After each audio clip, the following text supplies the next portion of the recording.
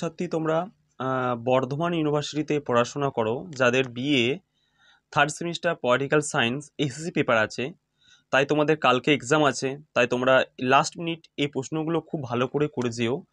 এই প্রশ্নগুলো খুবই গুরুত্ব সহকারে করবে, ঠিক আছে?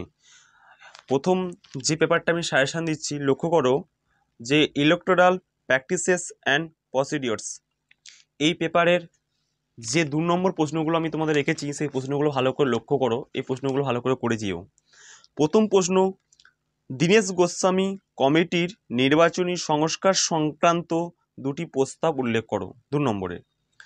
নেক্সট প্রশ্ন, নির্বাচনী সংস্কার বলতে কী বোঝো? পরের প্রশ্ন, আঞ্চলিক নির্বাচন কমিশনারকে কে নিয়োগ করতে পারেন? মুখ্য নির্বাচন কমিশনারকে কিভাবে তার পদ থেকে অপসারণ করা যায়? পরের প্রশ্ন, ভারতের বর্তমান মুখ্য নির্বাচন কমিশনার কে? জেলার নির্বাচনী আধিকারিক কে? ভারতের মুখ্য নির্বাচন কমিশনার কার দ্বারা নিযুক্ত হন? ভারতের নির্বাচন ব্যবস্থার দুটি প্রধান বৈশিষ্ট্য উল্লেখ করো।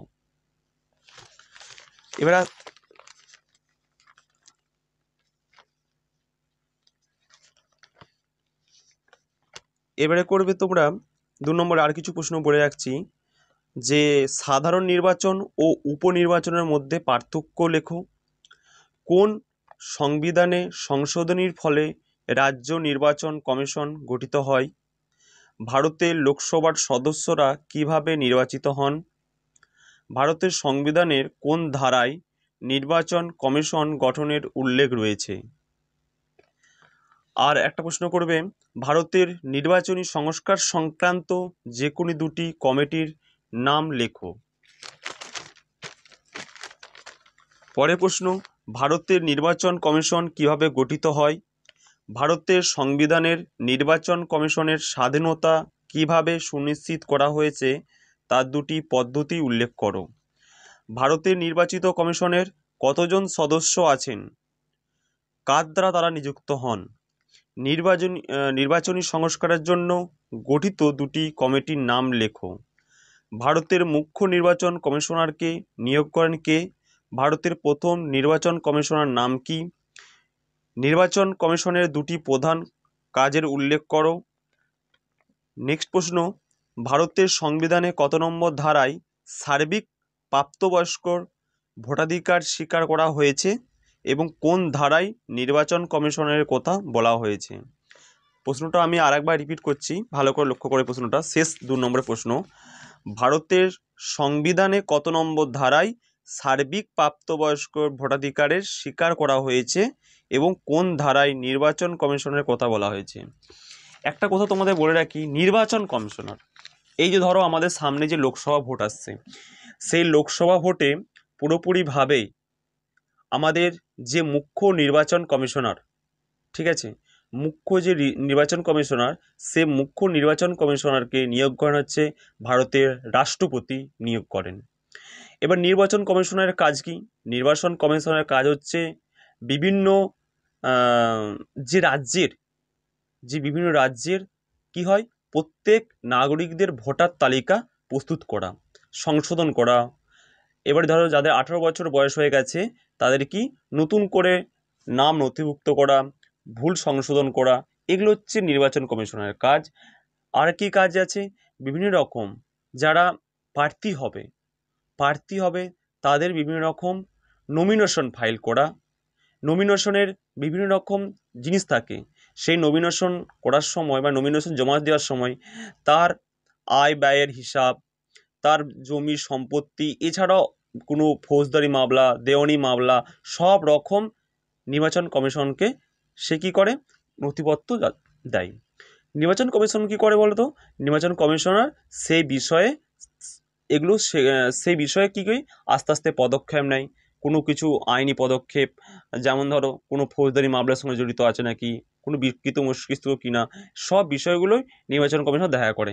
কোন কোন কেন্দ্রে ভোট হবে, কোন কোন কোন প্রার্থী সেই জায়গায় আছে, তাদের জন্য প্রার্থীদের জন্য যে বিভিন্ন রকম সিম্বল, যে বিভিন্ন দলের যে বিভিন্ন সিম্বল, সেই সিম্বল অনুযায়ী যে একটা ইভিএম মেশিনের মধ্যে সব সিম্বল তৈরি করা, এরকম পুরোটাই যে মুখ্য নির্বাচন কমিশনার পুরোপুরিভাবে সবটাই কিন্তু রাষ্ট্রপতি কর্তৃক নিয়োগ হয়। সে রাষ্ট্রপতি দ্বারাই পুরোপুরিভাবে একজন মুখ্য নির্বাচন কমিশন থাকে। এবার মুখ্য নির্বাচন কমিশনারকে সে বিভিন্ন রকমভাবে যদি কোনো অসৎ উপায় অবলম্বন করে, তাকে সেটা তার পদ থেকে বহিষ্কার করা হয়। ঠিক আছে, এবারে তোমাদের যেটা আমি বলি 10 নম্বর প্রশ্নগুলো, শুধুমাত্র বেসিক কিছু প্রশ্ন আমি তোমাদের 10 নম্বরে দিয়ে দেবো। নির্বাচন কমিশনার পুরোপুরিভাবে ভালো করে প্রশ্নটা পড়বে, বেসিক জিনিসগুলো দেখবে, নির্বাচন কমিশনের কাজ কী, এর বৈশিষ্ট্য কী, কোন কোন ধারাতে এর উল্লেখ আছে, বিভিন্ন রকম কমিটি গঠন করা হয়েছে, সে কমিটিগুলো কি, এর কাজ কী।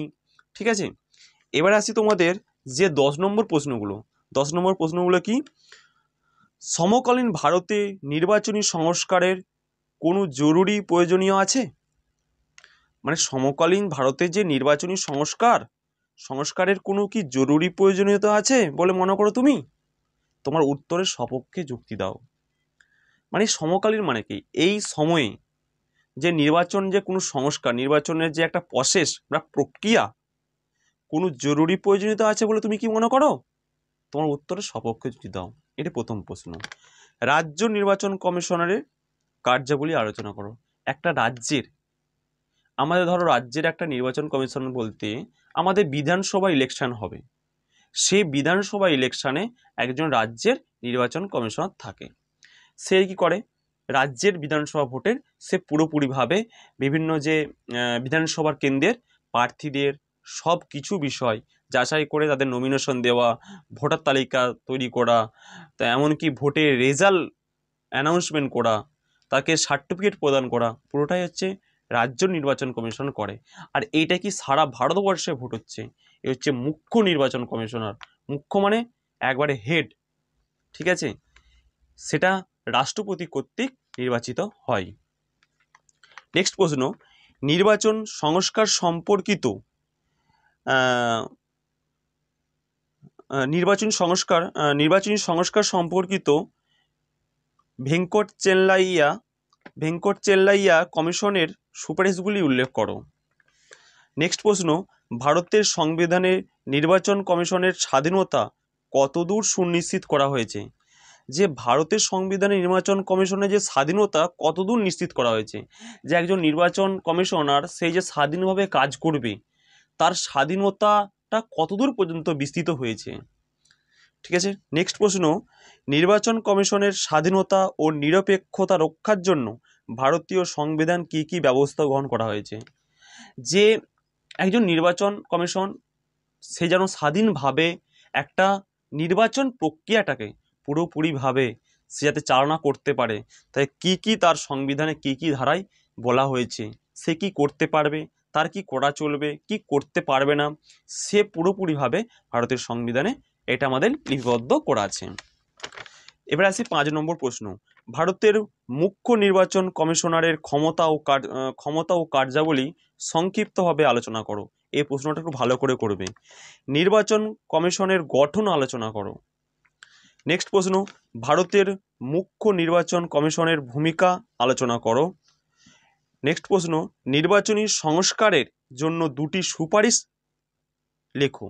যে দুটো সুপারিশ আছে সেই সুপারিশ সম্বন্ধে দুটো সুপারিশ সম্বন্ধে একটু লিখবে। আড়াই 5। কিভাবে মুখ্য নির্বাচন কমিশনারকে তার পদ থেকে অপসারণ করা যায়? নেক্সট প্রশ্ন, দীনেশ গোস্বামী কমিটির নির্বাচনী সংস্কার সংক্রান্ত যে কোনো 4টি প্রস্তাবের উল্লেখ করো। প্রস্তাবগুলো 4টে প্রস্তাব আছে, 4টে প্রস্তাব সম্বন্ধে সংক্ষিপ্ত ভাষায় লিখবে। নেক্সট প্রশ্ন, ভারতের নির্বাচন ব্যবস্থার প্রধান বৈশিষ্ট্যগুলি আলোচনা করো সংক্ষিপ্তভাবে। এই ছিল আজকের সাজেশন মাফিক প্রশ্ন। ভালো করে এই প্রশ্নগুলো করে যেও তোমরা। Thank you all of student.